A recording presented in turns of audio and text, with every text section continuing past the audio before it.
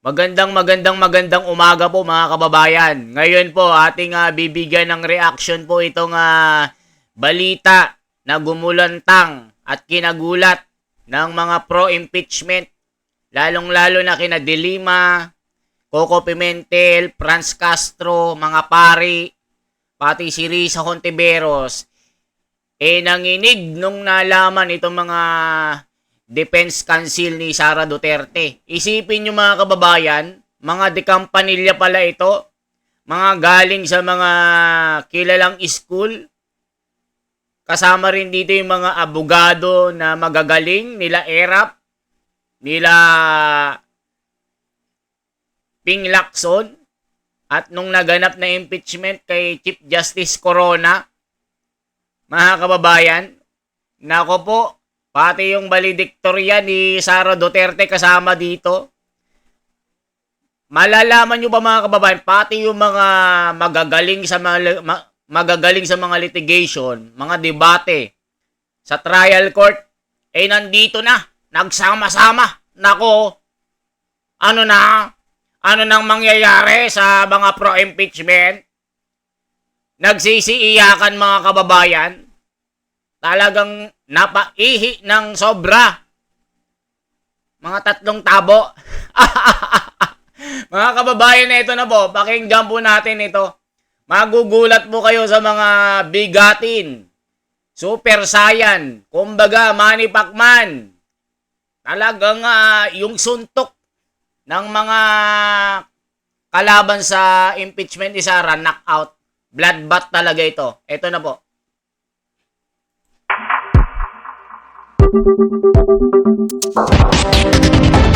Natanggap na ng Senate Impeachment Court ang listahan ng mga tatayong legal counsel ni Vice President Sara Duterte sa impeachment trial. Galing ito sa Fortune, Malvasa and Salazar Law Firm at may nakalistang 16 na abogado. Nakalagay naman sa pangatlong pahina ng dokumento na binigyan na rin ng kopya ang Kamara. Nanawagan si Vice President Sara Duterte na pagkatiwalaan ng mga magsisilbing senator judge sa darating na impeachment trial niya. At kung may mag-inhibit man anya, dapat kasama lahat ng pabor pati kontra sa kanya.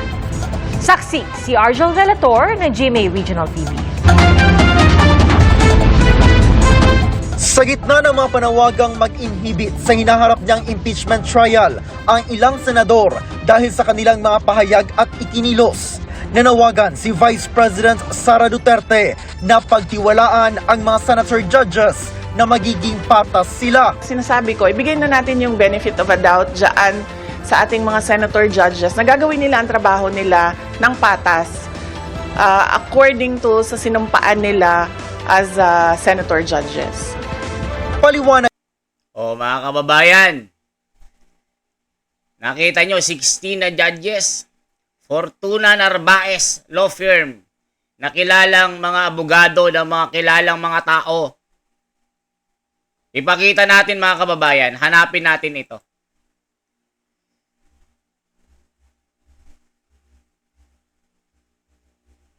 Niya kung bias umano ng isang senador. Saglit lang mga kababayan, hanapin natin ito. Itong mga abogado ni Sara.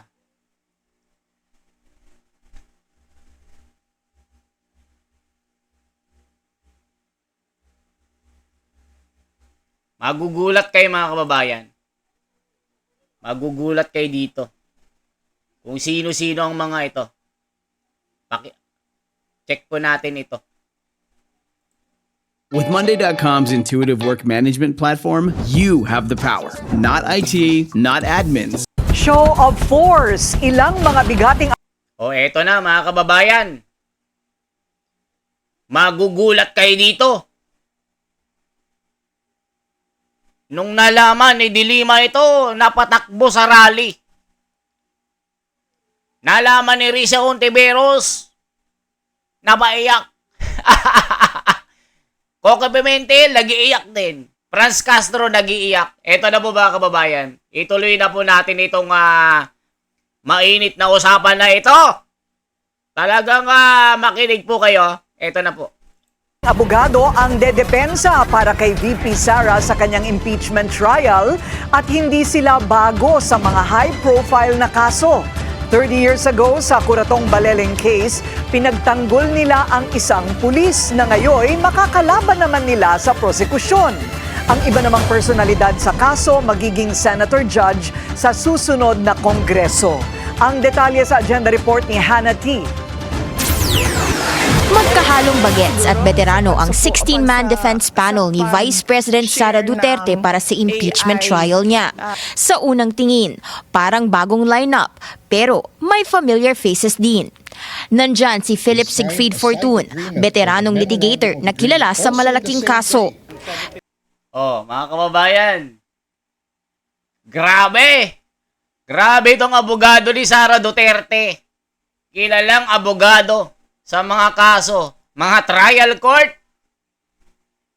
na mga kanyang kliyente, mga VIP, mga kababayan. Nako po, eto na, nag-iiyakan na. Kumusta naman ang mga abogado ng pro-impeachment? Nako po, mga kababayan. Mukhang hindi yata handa itong mga pro-impeachment. Yari! Grabe mga kabayan, nakakagulat. Malasuntok ni Manny Pacman. Na parang mabubugbog lang, na parang si Marquez ito. Sabi nga ni Marcoleta, mapapahiya lahat. Mailalabas ang katotohanan. Nako po, abogado pa lang pinaghandaan na ni Sara Duterte. Nako po, ituloy pa natin ito. Kasama rin ang kanyang longtime partner na si Gregorio Narvasa II, anak ni dating Chief Justice Andres Narvasa na naging lead defense counsel noong impeachment ni Erap Estrada. Oh, mga kababayan, dating anak ng lead defense counsel, yung matandang Narvasa, yung anak naman niya, mga kababayan, aba, grabe, nakakaiyak ito. Kumusta na kayo, mga pulaan, pinklawan? Pati mga artista na laos. Alam niyo naman, nagangangaw ito. Nagagalit sila kay Escudero. Pakyut daw. Nung isinauli itong article of impeachment ni Sara Duterte, nag-iiyakan. Hulaan nyo kung sino itong mga sumasawsaw sa politika ng mga artista na wala ng project, na nalaos na, na tumanda na, na nalaos na. Sumasawsaw pa Binabati ko itong sa Senado Mga kababayan, hulaan nyo kung sino ang mga ito. I-comment nyo sa baba.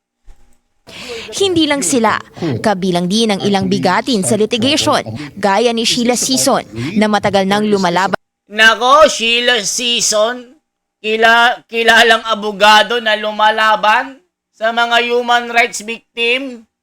Tingnan, totoo ba yan, Teknad?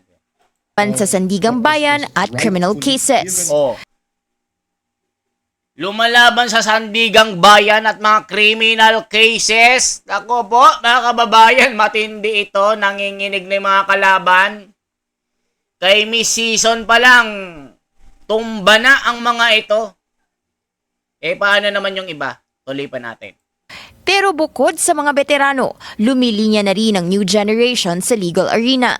Marami sa kanila bago sa bar, galing sa top universities, at may mga natatanging background sa debate. Nako po, mga kababayan, pati mga bagong graduate na abogado, di kampanilya, nasanay-sanay sa debate, litigation, sa harap ng korte. Nako po, mga kababayan, kilala ito sa mga universidad, mga law school. Ano ba yung mga law school sa Pilipinas? San Beda, Ateneo, Lasal. Talagang hindi papatalo ang mga press grad na ito, mga kababayan, na kilala sa litigation, sa mga trial court na mga debate. Naku po, nakakatakot ang pwersa ni Sara Duterte dito. Investigation at Human Rights Work. Kasama rito sina Maria Celina Golda Fortun, Carlo Joaquin Narvasa, Miguel Fernandez na dati ring band member ng Lola Amor at Pansin nyo mga kababayan, anak ng mga anak ng mga kilalang abogado sa Pilipinas na ang mga kliyente na mga VIP. Naku po, ulitin natin mga kababayan. Naku po, nakakagulat naman ito.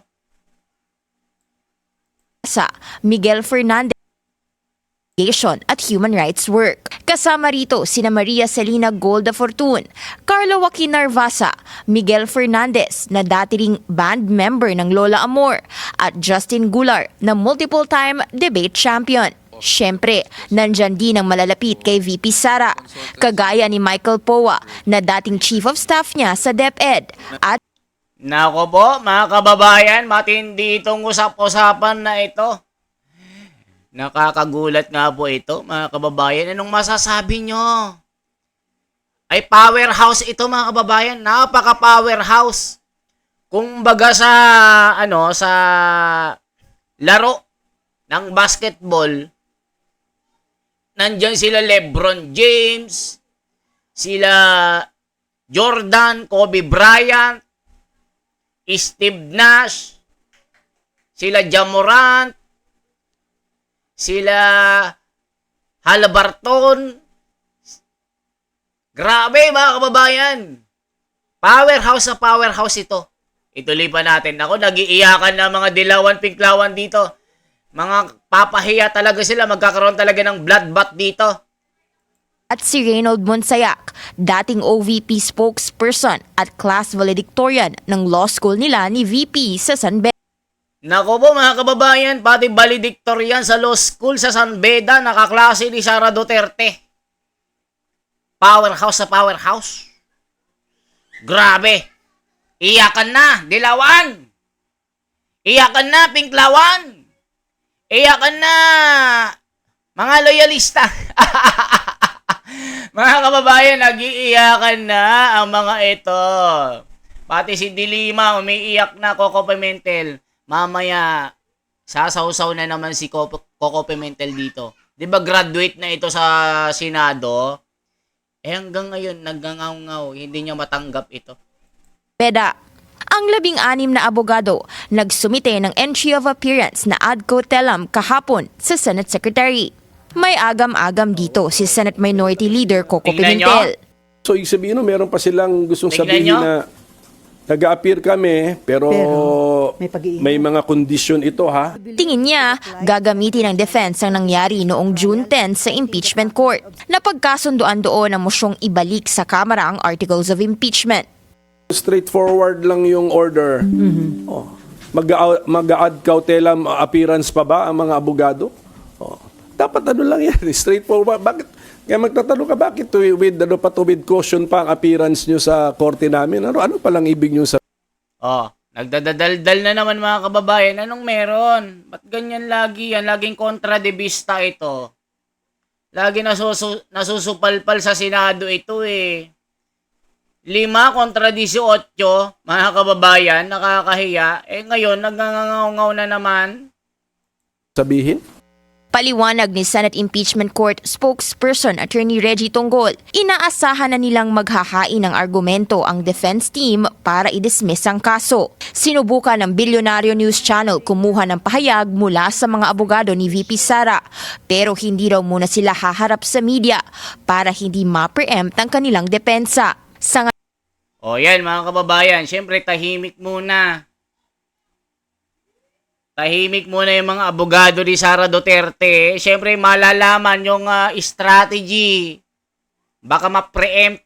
I-comment nyo nga po kung ano ang ibig sabihin ng ma-preempt. I-comment nyo po. Ngayon, wala pa ring opisyal na tugon ng kampo ni VP Sara sa hinaing summon sa kanya ng korte. First time itong nasa higit 10 ang counsel ng isang akusado pagdating sa impeachment. Nasa siyam lang kasi ang kay dating Chief Justice Renato Corona. O mga kababayan, ngayon lang po nangyari ito na 16 na depensa ng isang akusado sa mataas na posisyon ng gobyerno. Kay Corona, siyam lang. Ngayon, 16. Nako po, mga kababayan, may nagiiyakan na. History na may malalampaso. Na wala sa katwiran, wala sa aral, wala sa direksyon. Gusto nila mawala ang mga Duterte. Tuloy pa natin.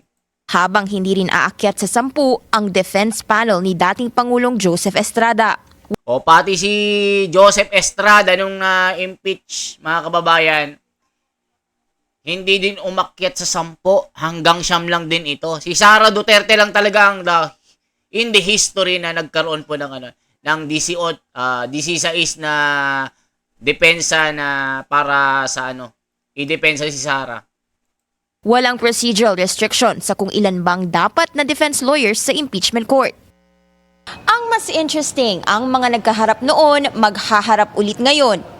O mga kababayan, yung mga nagkaharap noon kay Ping Lacson, kay Corona, kay Erap, magkakaharap muli ngayon. Ang interesting, nandyan sila, di ba ang akusado noon, Ping Lacson, ngayon, parang justice. Magiging hukom hurado si Ping Lacson, si Jokno, itong sino ito, yung panalo na si ito ang dagat. Wow, dagat. Eto na po. Nandito lahat sila. Pero sa impeachment, taong 1995, 30 years ago, nagkasangga ang ilang familiar faces sa kasong Kuratong Baleleng. Magkasangga noon sina Kiko Pangilinan, Chel Jokno at Theodore Te sa prosecution, habang dinedepensahan ng Fortuna Narvasa Salazar at Lolong Lazaro ang PNP officials na kinabibilangan. Oh, mga kababayan, very interesting Oh, ano sa tingin nyo? Mga kababayan, di ba? Very interesting. Napaka-powerhouse ito. Mga kababayan, i-comment nyo po. Nag-iiyakan na po yung mga nag-iiyakan na po yung mga alam nyo na mga pro-impeachment. Si Dilima, nag-iiyak na din. Nung nalaman ito, nako po, pati si Franz Castro. Alam nyo ba itong si Franz Castro? Tinawag ba naman na kulto itong mga senador daw ni Tatay Digong? Sinong pinapatamaan niya?